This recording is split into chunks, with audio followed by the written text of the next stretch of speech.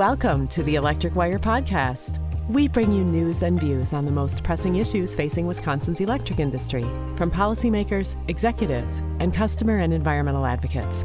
Bringing you these discussions, we are the Customers First Coalition. Here's your host, Executive Director Kristen Jilks. Welcome to the Electric Wire. I'm your host, Kristen Jilks, and I am joined today by some very special guests who are going to help us learn all about Focus on Energy, which is Wisconsin's statewide energy efficiency program. Joining me today are Matthew Spencer, Director of Government Affairs at Madison Gas and Electric. Spence will be our co-host for today's episode, and he is also a member of the SEERA board, which you will learn more about in just a few moments. I'm also joined by Lisa Stefanik, the Managing Director for the Focus on Energy program.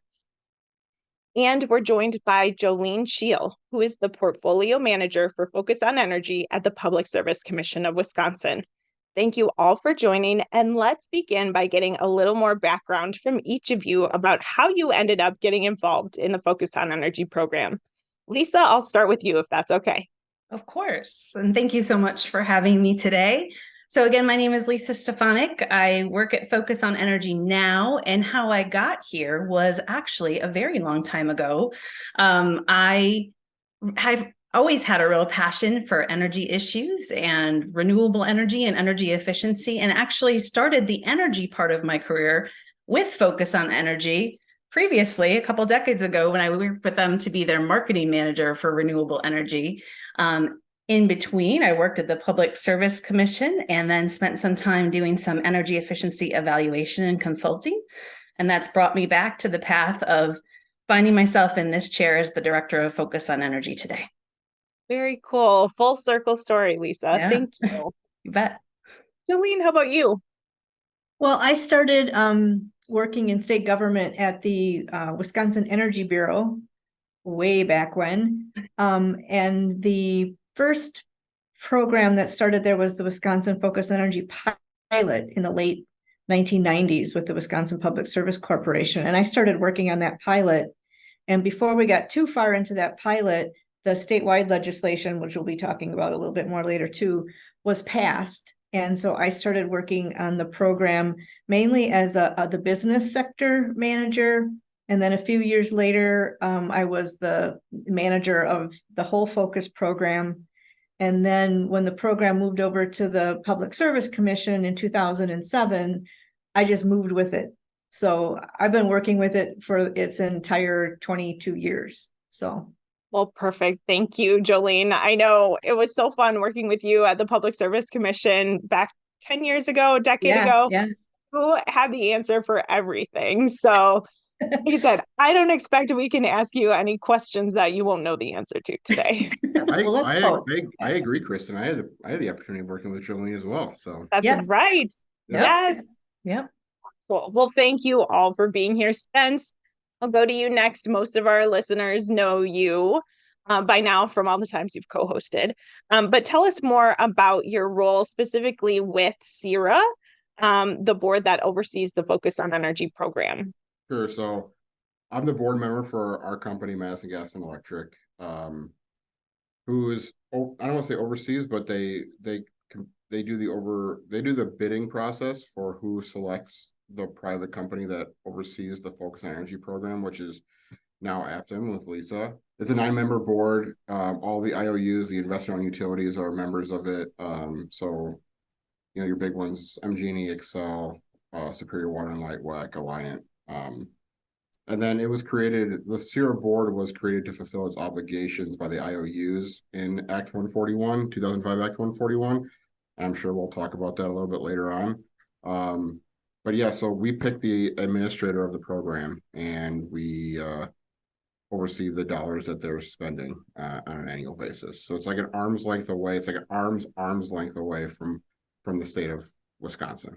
As the organization the board that selected APTIM, I think it'd be a good idea to let APTIM kind of describe what Focus on Energy actually is. Well, Kristen mentioned it at the top of the hour, but it's that statewide energy efficiency and renewable energy program. We help Wisconsin utility customers complete energy efficiency and renewable energy projects. We do that in a few ways. We offer financial incentives for people to, buy down the costs of those initial costs of the projects. And we also offer technical assistance in a variety of ways. We have implementers who deliver those programs across Wisconsin.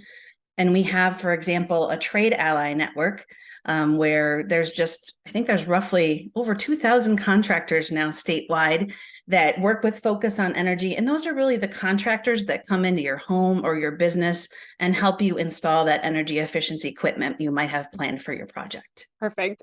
All right, Jolene, let's go to you next. If you could tell us a little bit more about when, how, and why the Focus on Energy program was created. Okay, the first version of the Focus on Energy program was passed in legislation. It was 1999, Wisconsin Act 9 was the origin. And it was what led to that point was actually a multiple year process. I think it started in the mid-90s when utilities around the nation, as well as in the state, were looking and trying to decide whether they wanted to deregulate as a business proposition, if you will. And so it was, I think there were several task force that occurred within that 5-year time period. What ended up happening was this legislation that created the first version of the Focus program.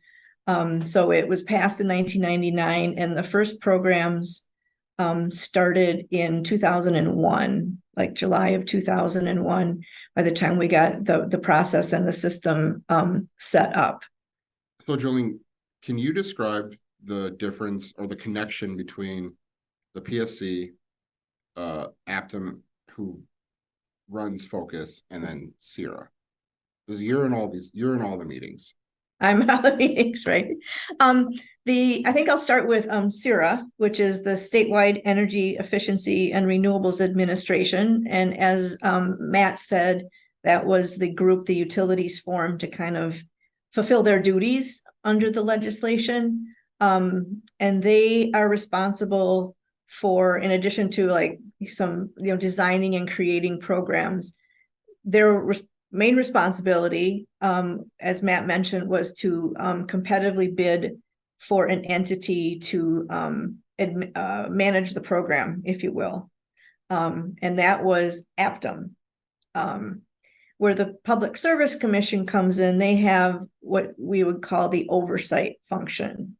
So they have to approve, first of all, they had to write the rules on various components, one of them being the selection and what the process was going to look like for selecting that program administrator.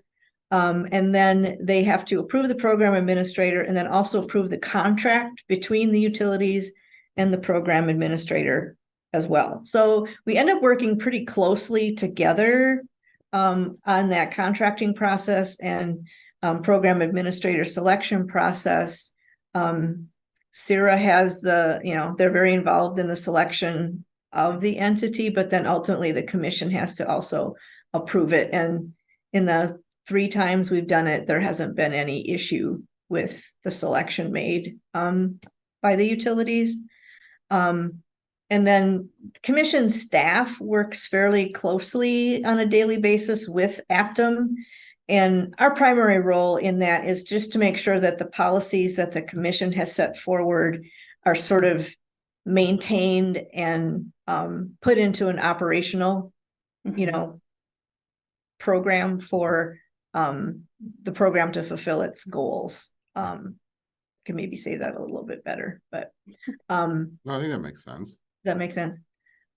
So it's very, the 3 entities end up working pretty closely together, but they all have kind of a discrete function, but then they all come together at some point as well to kind of make the program run like it does.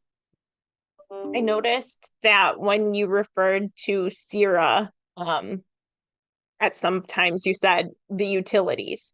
So maybe that leads us to the next question, which is, how is the program funded, and what is the connection between the utilities and the Focus on Energy program?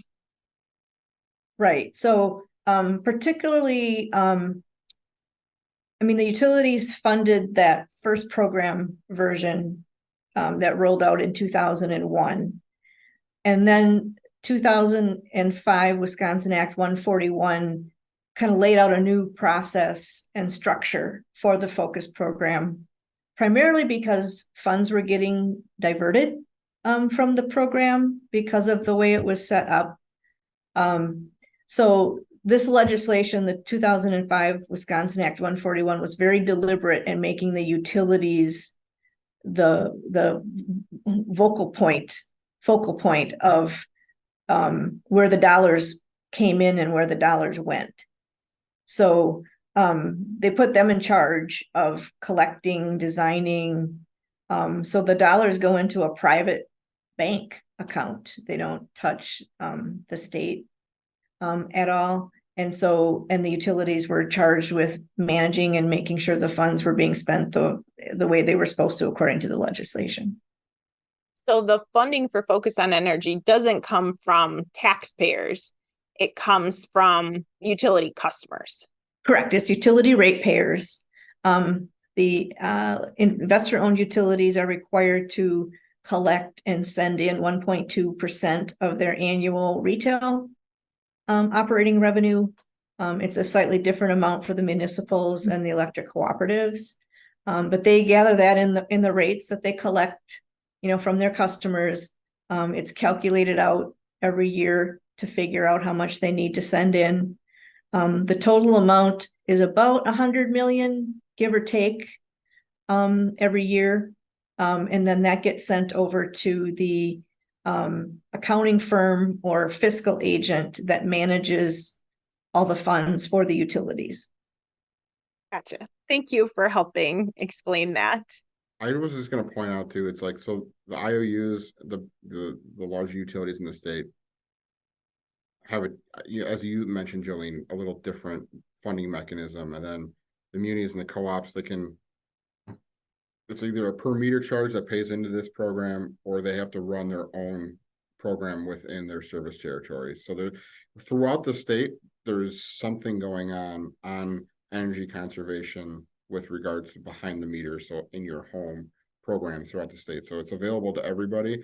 This program is specifically the state-run program that mainly the IOUs and the smaller utilities that choose to participate in. So right, and I can throw out the numbers if you want to put that in. It's a total of 107 utilities around the state. Yeah. The 6 major IOUs and all 81 municipal utilities participate in Focus. So they collect that average of $8 per meter that the municipals and electric cooperatives are required to collect. The municipals send that all into the fiscal agent and participate. So their customers participate in the Focus program. And on the cooperative side, we have 11 of the 24 electric cooperatives send their dollars into Focus. The other 13 run their own commitment to community programs and offers those programs to their customers.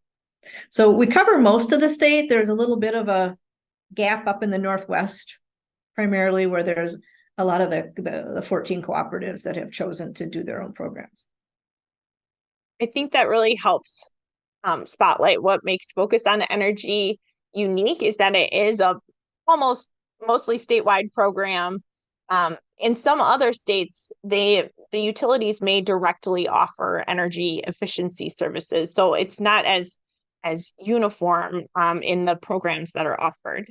I think so just knowing what the program actually is good, but this is probably a question for Lisa. What does it actually do for the customer then? So we collect the money and then it goes to this other program. Focus runs the program. What does the customer actually get out of it? Yeah, I can take a stab at that. What I was thinking when I was listening to the conversation is that, we have our Focus on Energy logo, and that partnering with Wisconsin utilities is right in front and center in that logo to emphasize the partnership and connection between Wisconsin's utility customers and Focus on Energy. But to directly answer the question of what do customers get, from the day-to-day operations that APTIM does to deliver the Focus on Energy program to Wisconsin utility customers, they get a variety of things from Focus. We serve business customers and residential customers. We offer financial incentives for those customers to buy down their project costs, whether it's an energy efficiency project or a renewable energy project that qualifies with our program. We also offer some technical support if it's needed for customers who might not have, for example, like an energy advisor on their staff, so they can come to us for that technical kind of support. And we also offer a variety of partnerships that we're with our program. So for example, we have a contractor network that's over 2,000 strong in Wisconsin through our trade ally network that folks can have some confidence that those trade allies work with Focus on Energy and that know the Focus on Energy program and can help them maximize those incentives and good support. Does that answer your question? I think so, yeah. Okay. Yeah, I mean, so there is an offering to whether you're a business or even if you live, home, you live in an apartment, townhouse. Yep. You guys cover the gambit, right? We really do. We have a whole variety of business programs that serves sectors, from large industrial customers to schools and government to small businesses in Wisconsin. And then we have residential programs that can help a variety of folks on the residential side, whether they're, revamping their HVAC or, everything down to small items like smart thermostats. In the past, it's been lighting. That's starting to change given industry standards, but a whole variety of products and services that utility customers can glean from Focus on Energy. Perfect. Lisa, do you mind telling us a little bit about how that outreach to customers works? You mentioned serving as marketing director at one point. What is Focus on Energy doing to help customers understand what resources might be available? Oh, we have a whole variety of things. We have, for example, a fantastic website, which is focusonenergy.com. Anyone who's listening today who wants to know more about the specifics that we offer could start there. It's a lovely place to offer. We do a variety of things like customer outreach. We have electronic newsletters for the variety of groups that I mentioned before. We have a specific business newsletter, a residential newsletter. So folks that want to learn what's available to them, for example, can tune into that, read those things, and interact with us that way. One of the things that I am most proud about recently that's on our website that customers could go and look at when they're listening to this podcast or right after is we have a success stories page. And I love that page because it really tells the stories of Wisconsin businesses or residents who work with us, the experience of what it's like to work with Focus on Energy to realize project success and what the steps might be for the average Wisconsinite who's thinking about a project to get there. How do you make decisions about what programs you'll be offering to customers? I remember, I'll just use this example. Yeah. I remember there used to be a program where Focus on Energy would pay you money to come get your old refrigerator. And we thought that was the greatest because, who wants to figure out who else is going to come get an old refrigerator? Right. But what was, I know there were benefits to that program and then programs may evolve along the way. So I'm just curious what goes into the decision-making process. Sure. Jolene, do you want to take this one? Would be a good place to talk about the split. Yeah, it's there's a lot of layers to that question.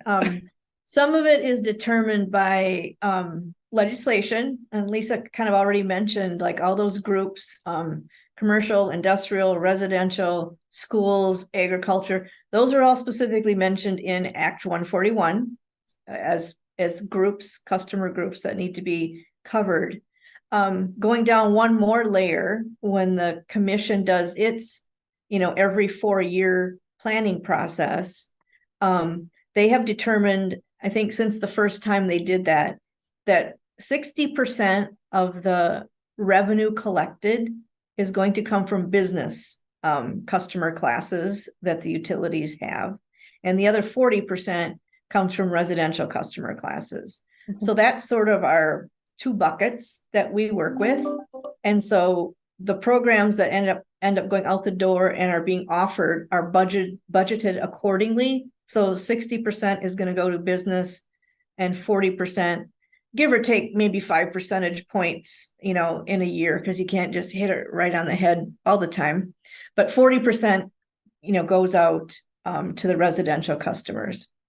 But then we got a layer on top of that. We have, cost benefit requirements in the legislation.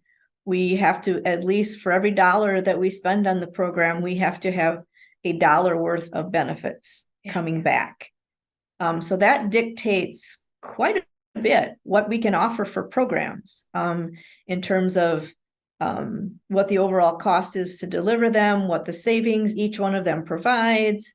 So there's all these kind of parameters and, checkpoints, guidelines that we kind of have to hit. And that all kind of goes into a mix, mm-hmm. In terms of what we have for offerings, for any given program year. And the third party independent evaluator, which is required by the legislation as well, comes through every year with an evaluation showing, what the cost benefit number was for business, what it was for residential, what it was for the program overall. And so those, to a certain extent, and maybe to a larger extent than some of us would hope, dictate what we can offer, for programs. Yeah. I don't know if this is for you, Jolene, or Lisa. Lisa, you just got done mentioning the success stories of Focus, and you mentioned the third-party evaluation of the Focus program. It sounds like the numbers are pretty beneficial to the state of Wisconsin. Could you guys, I don't know if the listeners know this, but can you guys go over that a little bit? Sure. I can. Go ahead, Jolene. I'll say I looked them up just to refresh my memory. I should know them, but the annual report is going through its last kind of, review in process.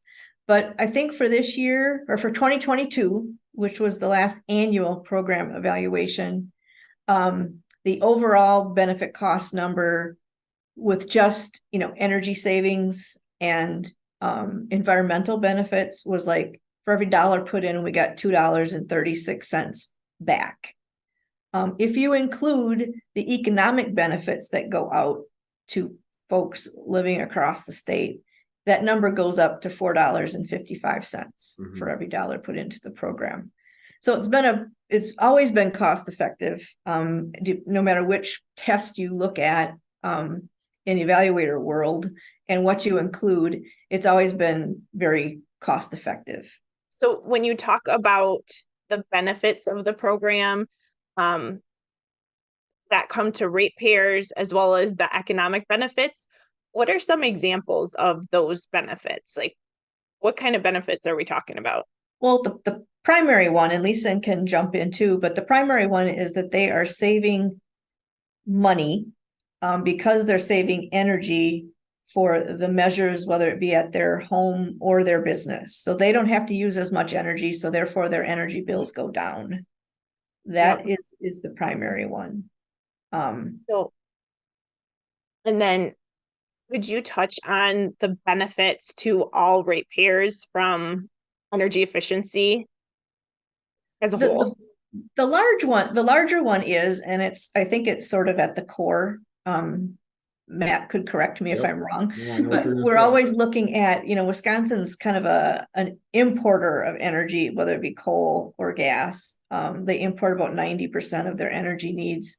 So the thought always was, if we can save that next power plant from being built, that is kind of, one of the main goals when the program started back in like 1999, is to keep the money in the state. So people don't have to be sending it out when they're paying for like the coal and gas that we have to import to use for our energy needs. Yeah. And if I may layer on to that, Kristen, we've got the the savings that people often see on their energy bills, which, there's no bigger proof than that one, right? There's what Jolene just covered as far as local and economic benefits, but nothing makes me happier than when I tour some of these project sites that Focus on Energy has worked with. And those are often the common expectations of someone that does a project, right? They're looking to save a little money, maybe increase the reliability of like a factory, for example. But what always excites me is that people love to tell the story of what else they've realized because they've done an energy efficiency project. So like you can be in a factory and they talk about something they've done or something they've retrofitted, and maybe their factory is safer, is more comfortable for their employees. Like they see a lot of other benefits that aren't as tangible. Like I can't really print that on a marketing flyer, for example. But the stories are real and the benefits are many. Yes. And I think of those industrial customers too, when they can save on their bill, then that can help keep jobs in the area or help them reinvest in their business as well. Absolutely. And then you go one layer further too. It's like if you're working behind the meter, so when I said it earlier, but if you're working in your home to conserve energy, and you have, in Madison specifically, that's where our service territory is. The program is very popular. If you're conserving energy, you're not needing to purchase or generate new electricity. So it's That's like right. we do everything we can to partner and communicate with our customers, like let them know this program exists. And then whatever federal programs are out there now too with the IRA, just this is what you can do at home, and then we're gonna take care of the rest. And if you're taking care of your energy at home and working to lower your energy bills or your energy consumption, it helps us as a company to know what we need to build in the next 5 to 10 years. And in conjunction with that, I mentioned a little bit about the energy savings, bill savings, but we also track how much emissions we've been reducing as a result of just not burning that energy. So there's environmental benefits, carbon dioxide reductions, nitrogen dioxide, sulfur dioxide. We track those 3. And then in the economics, we kind of look at, jobs created. All these contractors that Lisa mentioned, those 2,500 plus, they're keeping their businesses going because they can go to their customers and say, hey, if you install this more efficient piece of equipment, you're going to save X, Y, Z, but we're also keeping them employed. And we've had examples in the past of them saying, hey, if we wouldn't have had the program, we might have had to have laid off a few people because it was a slowdown or it was a recession or something else. But because we had that incentive and we're able to prove the benefit of these programs, we were able to, keep going. So those are some of the economic benefits that flow from the program as well. Thanks, Jolene. I think that over my time in the industry has been one of the key things that I've learned is that just because one person may access a certain benefit from the Focus on Energy program doesn't mean it only benefits that customer. Right. There are system-wide benefits to all customers from the energy efficiency provided through the program. I was going to say that kind of gets back to your question you asked a little while ago about, who benefits besides that customer. There are the public benefits, which is what the program was called initially, a public benefits program, because it's not just the person receiving that direct benefit, it's more of a societal benefit across the state. Good. Thank you. Oh, okay. There was one thing I was going to ask. What are some of the top performing programs offered by Focus on Energy? Oh, performing how? Like the most efficient. They're offering the most energy Biggest efficient. bang for your buck. Yeah, the biggest bang for your buck. I'm wondering what Jolene would say. I feel like the biggest bang for the buck is probably the large industrial projects. We invest big money in those projects, but there's big savings to be harvested there. And, there's just a big help to the state of Wisconsin, but I'll let Jolene answer that question too. I was going to say, particularly on the therm or natural gas side, that's the largest percentage of savings consistently. It has dipped maybe a little bit just because of issues with the pandemic, but pretty consistently year after year, it's those large industrial customers with the therm savings. Mm-hmm. So what might they be doing on an industrial project that helps them save energy? Well, this is one of my favorite things, is to go and see these places. It's just mind-boggling when you get in there. They have what we call, custom, because they might have a process for paper making, for example, that's got how many motors, variable speed drives, all these different pieces of equipment that somehow all come together on this one assembly line. And if they're running that plant 2-3 shifts a day, that's running continuously. So they just have, because of the amount of energy they use to make these products, anything we can go in and do is going to save probably a pretty big amount of energy. But it's just the magnitude, and, they have how many different processes within one plant. So it's just kind of a multiplying factor. And that's where our energy advisors come in really, really handy. And that has grown over the years. They go in with what we call a strategic energy management, where they meet monthly, and maybe more than that in the beginning, with particular companies, industrial facilities that are interested. And then they basically teach these plant folks, the ones that are working in the facility day to day, where to recognize where they might come up with an energy saving idea. So it's like, teaching them to fish, so to speak. And then sometimes they can be on the phone, and the utilities are involved in this too, with their point people, customer reps for these facilities. They might be on the phone weekly on a particular project with some of these companies to get that project finished and completed. So there's more opportunity, for one thing, but then you're sort of with that kind of specialized knowledge from the energy advisors, many of whom worked in that industry in the past. Subject matter experts is another term to throw out there. So they kind of know how this thing functions and operates, and where there might be additional savings. Nice.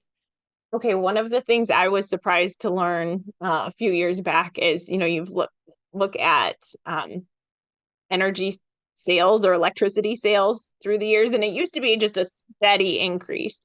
But when LED light bulbs came into play, then there's this huge leveling. And I was just amazed to know the impact that even switching to an LED light bulb can have on energy sales. Yeah. Anything else you want to say on that, on the programs or anything offered?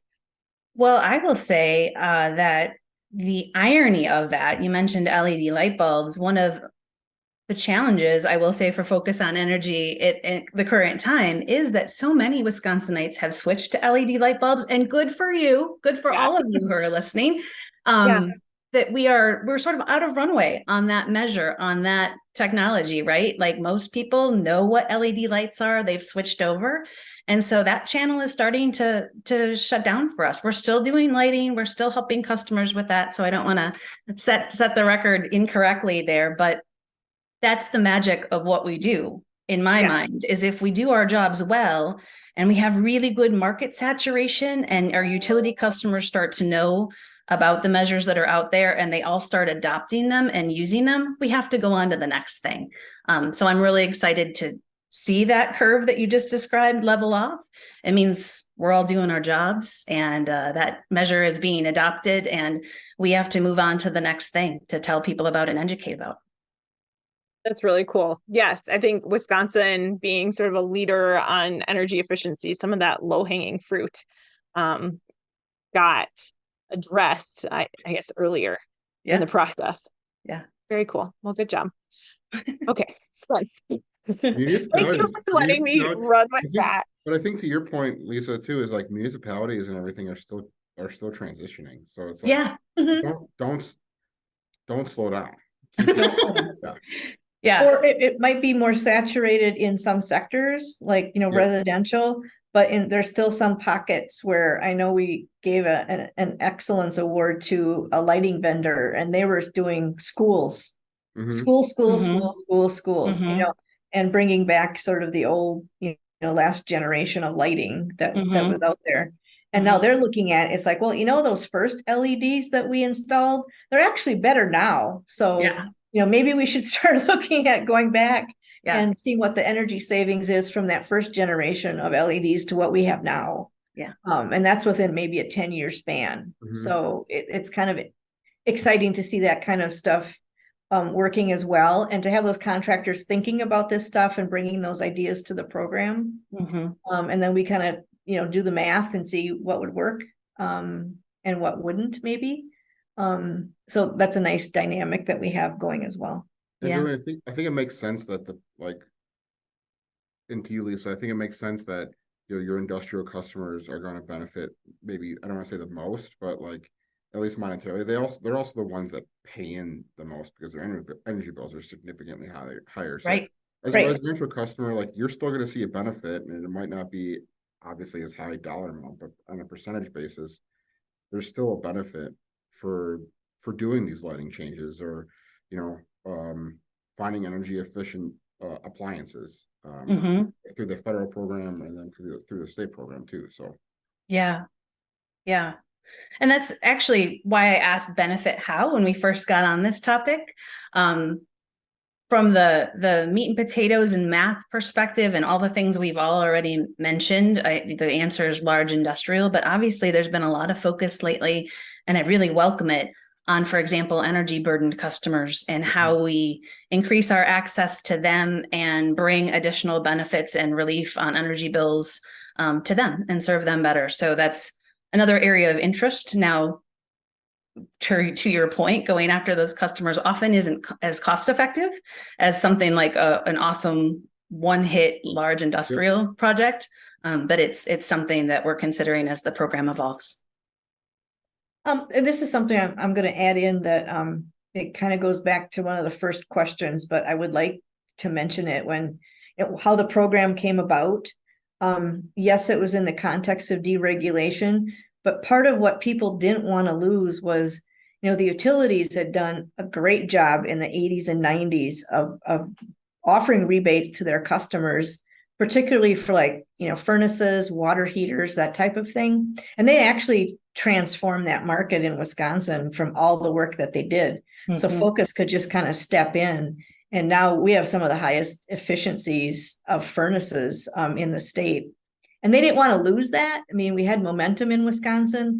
And if the utilities deregulated, they're like, well, who's going to do the energy efficiency piece that we think is really valuable? And so that's kind of what led to the first legislation being passed as well. That's really interesting, Jolene. And it reminds me of a fact that, rates are not total bills. And so Wisconsin customers see some of the lowest total bills. While rates may, fluctuate or comparatively speaking, differ from other states, like the average bill in Wisconsin is some of the lowest in the Midwest residentially. And that may be why. So thanks for helping that made a light turn on for me. Pun intended. LED light, right? Yeah, exactly. Yes, totally. Okay, Spence, do you have a question? My biggest question I think I have is, there's so much money coming in from the federal government through the Bipartisan Infrastructure Act and the IRA, and I'm not sure if it's maybe for Lisa, just describe what the state of Wisconsin and Focus is going to be looking at with these dollars that are coming in? Sure. So IRA in particular is offering some really exciting possibilities for Wisconsin. In particular, there's 2 programs that will be available through this federal funding opportunity. One is focused on homes. It's called Homes, and it's focused on home efficiency. The other is called SEERA, which is really focused on energy efficiency products and, your experience buying those products in the store. So I'm really excited to talk about and think about this over the next year with the PSC. The process will be that those federal dollars will flow to Wisconsin. The PSC has selected the Focus on Energy and APTIM to deliver those programs to the state of Wisconsin. And we're excited to do it because we've got all this focus on energy infrastructure, those 22 years that Focus has been around and the lessons we've learned. So we're in a great position to help Wisconsin utility customers maximize their opportunity to collect a little bit more of that federal funding. And I think what's even the most exciting for our listeners is I think there will be an opportunity for Wisconsin utility customers to not only get a Focus on Energy rebate for a certain energy efficiency measure, but when they have that project in mind, they also might be able to get a federal rebate and stack those things together to make their projects more affordable than ever. Could you just give like a basic example of what a project like this would look like? Sure. Although I don't have any numbers to share with you yet because it's too early. Just like what a homeowner could do, right, to qualify. Right. And before I answer that question, I'm just going to say some of the important thought work we're doing right now is we're trying really hard to make our Focus on Energy program offerings line up with those IRA offerings so that customers can, for example, go out and buy a heat pump, to your point, Matt, if that's their jam, right? If that's where they want to go, and they can get a Focus on Energy rebate and an IRA rebate to make that more cost effective than ever before. And is that going to be one-stop shopping for a customer, or how does the customer experience work there? That's a great question, Kristen. And I would love to come another time and to walk that through with you. We are literally in the throes of designing that customer experience right now, but it's very early. But I will tell you that it's a huge concern for us. Concern meaning we're paying a lot of attention to it because we want it to be seamless. We want it to be a one-stop shop. We want it to be not at all confusing and really easy for customers to maximize what they can get from both Focus on Energy and the federal incentives. Perfect, thanks. And I guess we should just emphasize that APTIM, the administrator for the Focus on Energy program, was also selected by Public Service Commission to help administer these Inflation Reduction Act federal funds that are coming in that so closely relate to the Focus on Energy program. That's right. When the commission selected APTIM and the Focus program to sort of be what we call the platform for these funds, because we have all these pieces in place, they did make the distinction that the funds should not be mixed. So what we use for Focus, you use for Focus, and what you use for federal funding, you use the federal funding. So it took a little bit longer for us to get some of the planning underway because we had applied for the planning dollars from the U.S. Department of Energy, and we didn't get that. We submitted the application in July. We heard end of September that we got those funds. So that's when we could really kind of kick off in earnest. Otherwise, there wasn't a way for APTIM to pay their employees to work on the program. So because we really took that separation seriously. So now we've really been kind of off and running on that, and with our other entities involved that kind of keep the Focus program compliant and audited and everything else, their next, their piece or task is going to be to make sure that those two funding sources are used appropriately. Jolene, could you walk us through the flow of the quadrennial planning process? Sure. I think it would start with the charge in the legislation is that every 4 years, the commission shall revisit goals, priorities, measurable targets for the program. And so we have come to call that kind of like, not a big brain thing, the quadrennial planning process, because it's every 4 years. The quad plan. Quad plan, yeah. And so that lays out all the policy type of stuff, like that 60-40 that I talked about before. It lays out what evaluation cost benefit tests are going to be used for the next 4 years. So it gets really, really micro and big. Like for this last policy process or quad planning process, we had, okay, here's the policy stuff in phase 1. here's some more nitty-gritty questions we need answered in phase 2. And then phase 3 is like, okay, now that you know all that other stuff, what are the goals going to be for the next 4 years?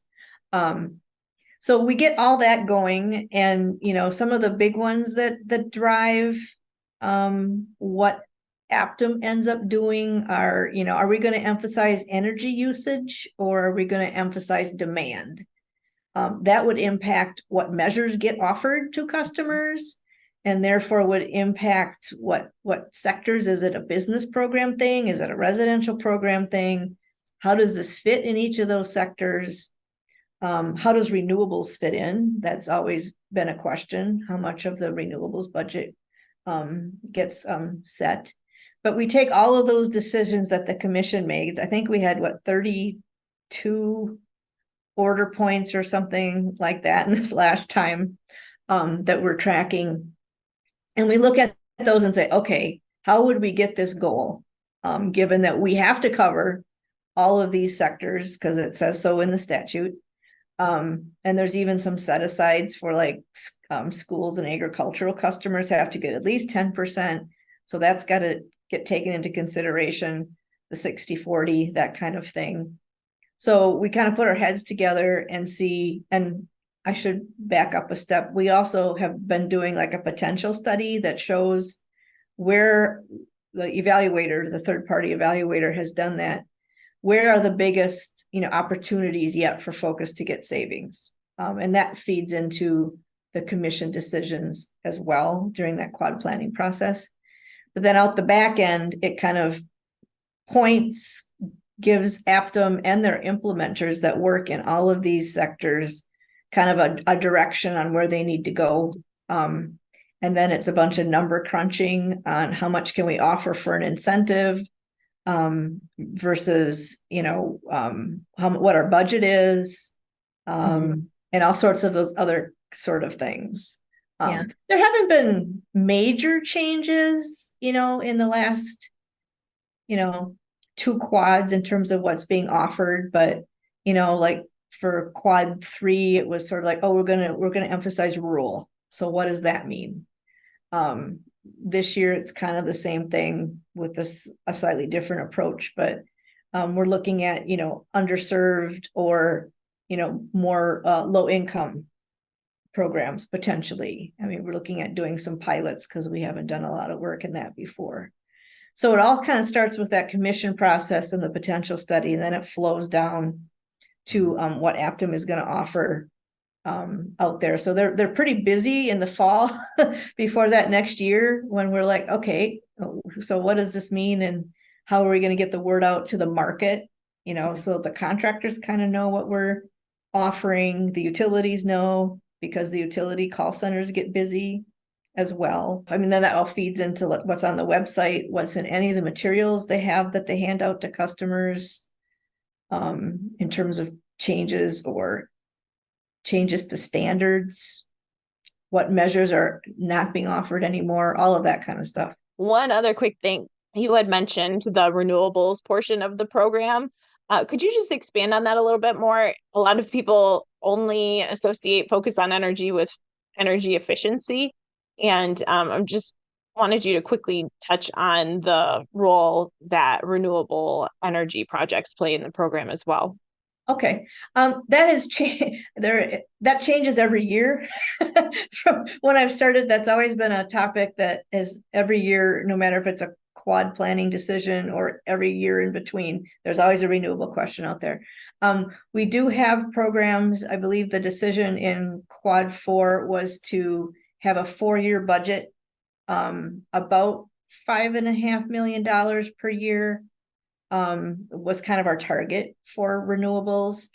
We have solar's gone kind of crazy, particularly on the residential side, but there has been activity on the business side as well.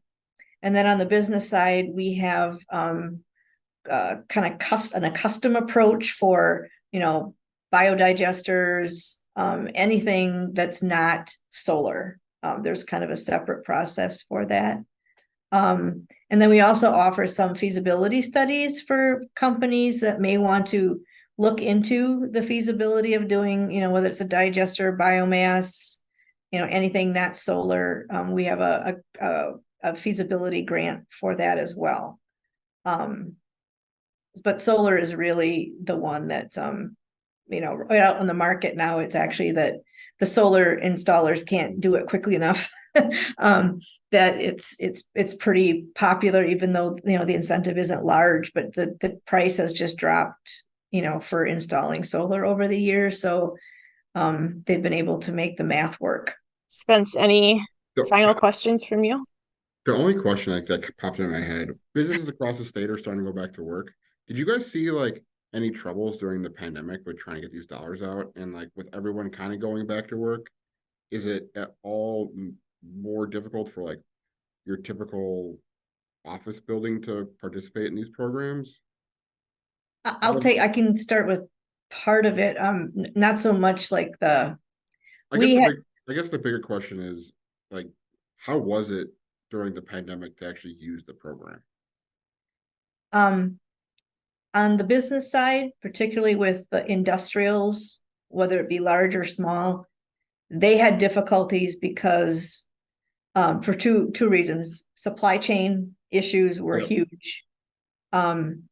Economic uncertainty, Sure. no one really knew what was going to be going on as it kept going on and on and on. And then all of these energy managers, especially our energy folks, tell us, we told you so. All of these folks that were had been in the industry for 25 years were coming up on retirement. Mm-hmm. And when the pandemic hit, they just said, forget it, I'm going to retire. So staffing shortages was huge. Mm-hmm. So we had a lot of bigger projects that they didn't get canceled, but they got postponed. So, where we were depending on them for 2020 was okay. But then in 2021 and 2022, there were a number of projects, big projects that didn't come through. So you could see it in our savings numbers pretty directly. Mm-hmm. Hoping that it's kind of taken a turn now. Supply chain seems to be getting a little bit better. I think so. Yeah, it's spotty. It's more spotty now, I think, than what it was. But the question about office buildings kind of comes up with commercial space. Whether people are trying to figure out, how, if it's going to be repurposed, or are they going to reconfigure it, or everybody seems to be at a slightly different place in terms of their working from home versus in the office policies. Mm-hmm. So I think it's still something that's being worked on. Lisa might have more. I was just going to say, it was almost like we teed up this question for me to talk about what I see in our 2024. But as we're planning for 2024 right now, one of our top priorities is to rebuild that business pipeline and just remind business customers that we're still here. Focus is still ready and available to help them now that they're past what probably was a crisis point during the pandemic, whether it's managing their own business, their ability to get measures, et cetera, that we're still here and ready to help them. I will also offer the caveat that while Jolene isn't 100% correct, we did see a nosedive in our business savings and dollars out the door. The interesting thing that we noticed in the data was that our residential program really saw a huge uptick during the pandemic. And, I think just as a sociology nerd, I think a lot of people were sitting at home and finally saying, hey, I'm going to remodel that bathroom, or I'm going to do that thing. And they were taking advantage of focus on energy incentives and measures, which was great. So that didn't offset each other, but we did have an uptick in residential business during that time. Well, like I remember particularly the online marketplace and the free energy packs were had a 600% increase in the number requested. And partly it's because people are sitting at home all day now and they're like, we got to save energy somewhere because we're using it constantly. So we did see a more major uptick, and while they were sitting there, would identify projects or something that they wanted to do. And I would offer the other caveat too, that the pandemic in so many ways forced us all to be innovative in different new ways, right? So the online marketplace taking off made sense. People were at home on their laptops, and maybe couldn't go out, so they were ordering products online. But for our program, for example, we built during that time an online home assessment that we're still using now because we wanted to be able to still get the Focus on Energy program and word out to customers, have them connect with us in new innovative ways. And, making lemonade out of lemons, it was a new way for customers to interact with us. Really proud of that. Yeah, even like the virtual commissioning. Yeah. To save time for everybody associated with projects. That there were things that we did during the pandemic that when it was kind of past, it's like, this worked really well. Let's keep doing it, I think everybody's found that in some way, shape, or form in their life. But for the program, there were several instances of that. Yeah. Thank you. That was a good question. And we will link to that online evaluation in the show notes as well. All right. Let's wrap this up by asking the final question that we ask to all of our guests. And that is, if you had all the power in the industry, what would you do with it? Lisa, I'll start with you. Okay. All the power. I feel like the thing that I've really been surprised by when I've been in this chair is that even after 22 years, I still meet people who don't know about Focus on Energy and know about the program. So many people have, but we still have people to know about it. So I think if I had all the power, I would just want people to know that Focus on Energy is out here to help them to understand how energy efficiency could really work in their lives, and just have them know that and have them come to us for that support. Awesome. Thanks, Lisa. How about you, Jolene? Well, I've been thinking about this. I could go a number of different ways with this question. But I'm thinking, and maybe it's a function of the time that we're in right now, but I really want to make it possible. We talked about it a little bit before, to make these focus incentives and the IRA incentives kind of a seamless experience in order to maximize, the energy savings for the customers, whether they be low, moderate, and, regular income customers, so that we can take advantage of the opportunity with these federal funds. A lot of questions we don't know about, but, if I had the power, we would figure out a way creatively to kind of overcome some of the issues that we're running into right now. Just to maximize, because I don't know how many more opportunities like this we're going to have, in the future. So I guess that would be the one thing here that I would say. Can I change my answer? That's a good answer. We want a magic yours. genie.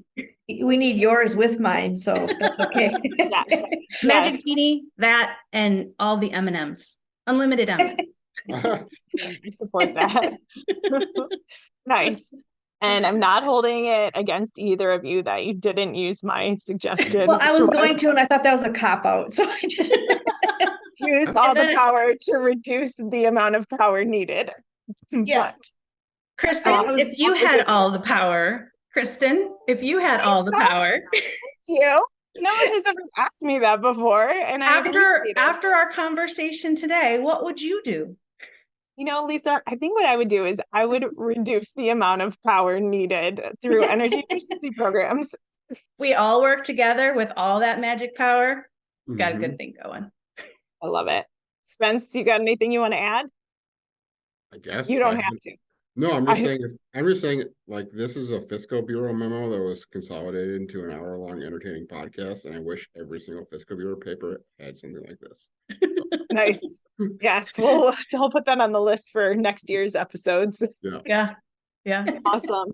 Well, thank you both so much. It was just a joy to have you here today, and we appreciate you sharing all of your knowledge about this program with us. Thank you so much for having us. Bye-bye. Bye-bye.